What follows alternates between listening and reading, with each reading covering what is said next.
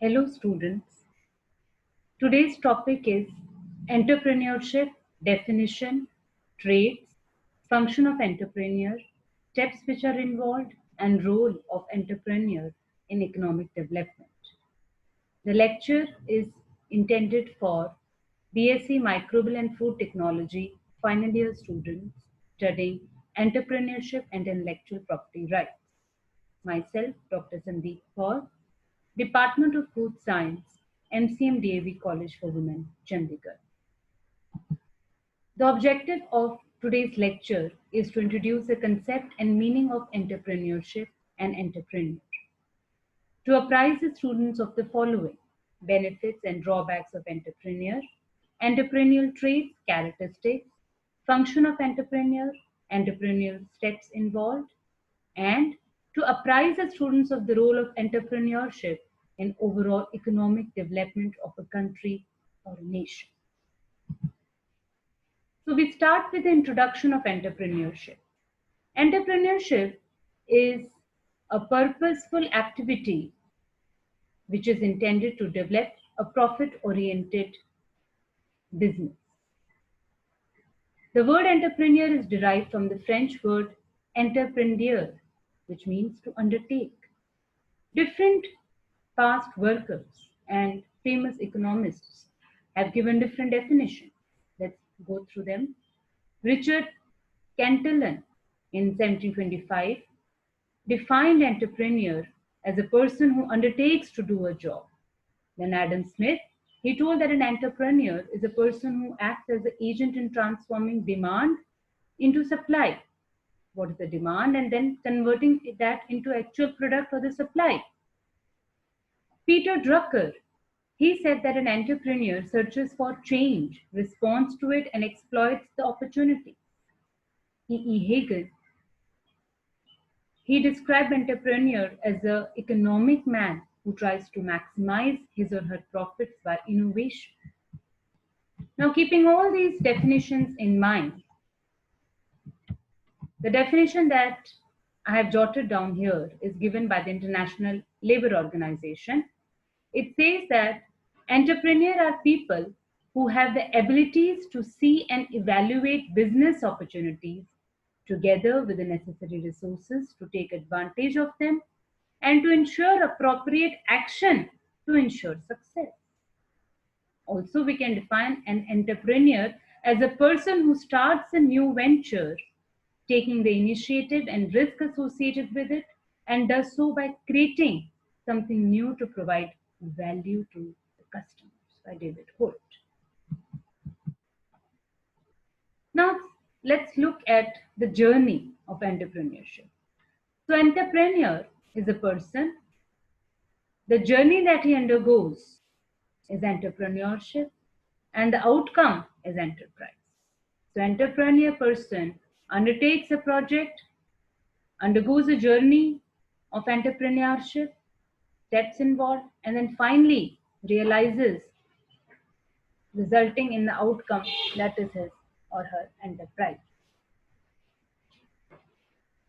Moving next, let's have an overview of the benefits and the drawbacks which are associated with entrepreneurship. See, when you're talking about the benefits of entrepreneurship, the biggest benefit that strikes your mind is that you are your own boss.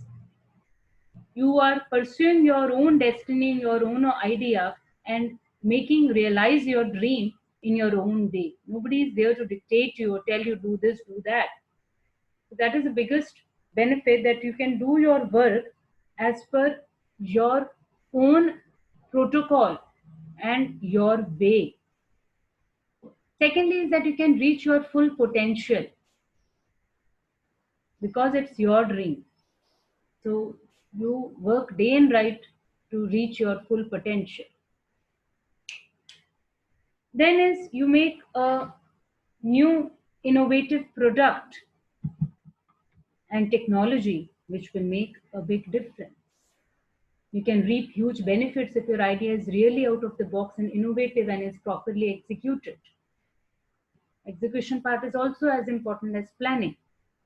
Finally, if you are into social entrepreneurship, There are different categories of entrepreneur. If you're a social entrepreneur and you're working with more focus not on your making your own profit but on contributing to the society and to the people at large, then you can actually come up with this as an opportunity to come up with a new innovative product or a technology which can contribute, which can be an answer to a long-standing problem and significantly contribute to the problem of the common man. Coming to the drawbacks, well, entrepreneurship, to be very frank, is associated with risks as well. If there are opportunities, there are risks as well. There is uncertainty of income. There may be long working hours, long stressed hours because it's your responsibility. And complete responsibility of failure also you have to own, not your team, because you are your own boss. So you have to be determined in the face of adversity as well. Now let's look at certain traits or entrepreneurial characteristics which are associated with the journey of entrepreneurship. What an entrepreneur should owe, what should be his traits, her traits, his traits as a successful entrepreneur or the ideal entrepreneur. First and foremost is that the person should have strong personal initiative, positive minded person. He should be able to act immediately on available opportunities. He should be able to choose the best strategy and to spot and avail the opportunities which are around him. I would here like to add that entrepreneur should be a very good listener as well. He should be able to listen to people around him, participate in discussion, and extract as many ideas as he can, as he or she can. So he should be open to discussion. He should be able to spot and exploit new opportunities. So he should always be opportunity seeker. An entrepreneur should also be creative and innovative. The more innovative he or she is, and the more innovative his or her idea is, the better chance that idea stands to be successful in the market and satisfy the stakeholders. He should be a good team builder and a team leader as well, and have good networking skills because that will actually help him grow further in his or her enterprise. The entrepreneur should also be able to gather and analyze as much information as possible related to his or her product, which is about he is about to launch in the market. He should have a complete homework done related to market survey, market demand, what is the potential of his or her product in the market. For example, there is no point investing in a assignment which is about to, whose market potential is about to die in the coming few years because of some major change in the market scenario, or there are similar products which are facing failure. So you need to have a complete overview of your market and even the similar products and competitors which are launching similar products in the market.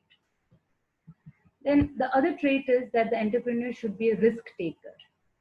As I told you, if there are opportunities, there are also risks which are associated. And you have to be determined in the face of adversity and competition. An entrepreneur should be open to discussion. It should be a good team builder. You should be able to work in an environment, in a very positive environment, open to discussion.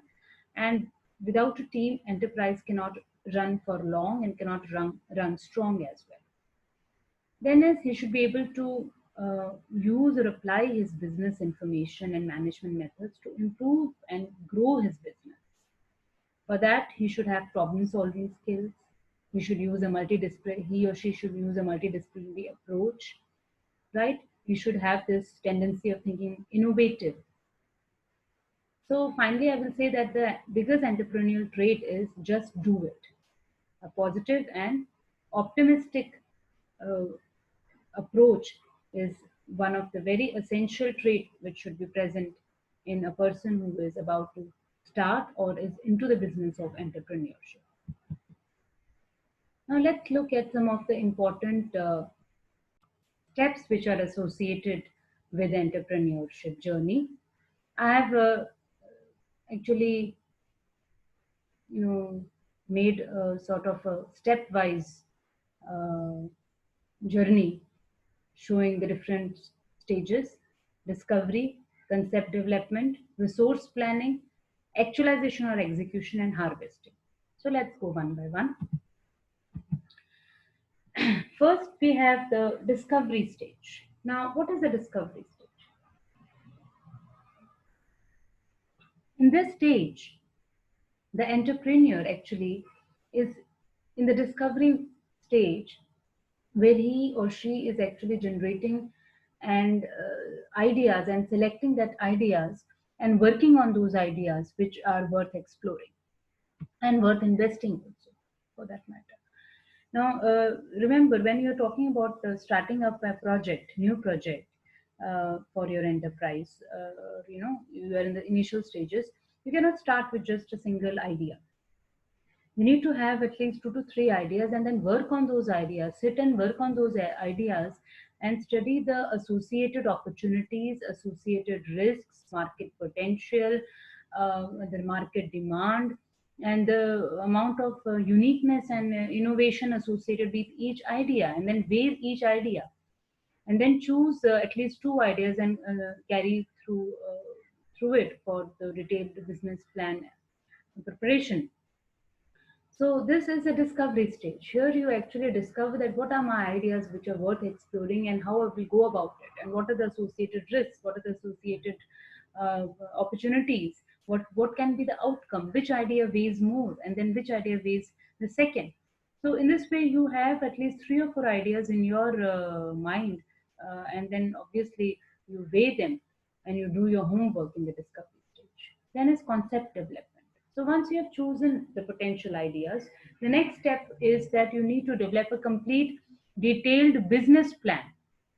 A detailed proposal has to be made on paper in which you detail out each and every resources which are required, each and every work plan which will be how it will be executed, what will be the sequence of work, right? And what will be its potential and expected outcome. So that is forming a detailed business plan. And actually, we also form a business plan because we need to show a business plan when we are looking for sources of funding. If you are looking for sources of funding, especially from a government, you need to submit a detailed proposal plan, just like we do in for scientific funding of our scientific research projects. So concept development will include the detailed business plan preparation. The more the detailing, remember, the better and more easier life would be when you are in the actualization stage. Third is resourcing. The stage in which the entrepreneur, this is the stage in which the entrepreneur will start identifying and acquiring from where do I get the investment? Who is my financial investors? Right. So for this stage is very essential because here first of all you identify and then you start acquiring and arranging your resources, your capital resources, your human resources, your skilled manpower, your financial resources. Everything need to be started up and acquired and identified. So once you have arranged your resources and once you have made a detailed business plan and you are ready, then is comes the execution stage. Actually, this is the most critical, I would say, crucial stage where for the first time you go off paper. You go off paper. You are actually into the doing stage. This is a doing stage. You're actually doing the things and rather not just planning and writing it down. So all the resources, all the human resources, technical resources, all the financial resources, and obviously the business plan is put into testing time, tested through those testing protocols, and finally the work is actually done, and the final outcome or goal is for the achieving the final outcome or the goal, and this is called the execution stage. And lastly is the harvesting stage. Now you are ready with your goal. You're ready with your goal for launching it in the market, and it is launched into the market. It is now with the stakeholders, and at this stage actually you harvest the benefits or the loss, for that matter. Be ready. You harvest the benefits or the loss of your project idea. You sit and you analyze and you decide on your failures or your success. You decide on your future enterprise project, and you also learn from the pitfalls of your previous project. So that is harvesting. So these are the steps of entrepreneurial process which are involved. Next, we move to the functions of entrepreneur. What is the function of entrepreneur? The entrepreneur has basically few functions that are expected from him and that he has to do if he has to run a successful enterprise. Idea generation, as I told you, the first stage. Determination of business objectives. Once you have generated an idea and chosen your potential idea, you formulate the business goal and objective. And there are always smaller objectives which lead to the bigger goal or the bigger vision of your enterprise. You make a detailed business plan with clear cut work plans.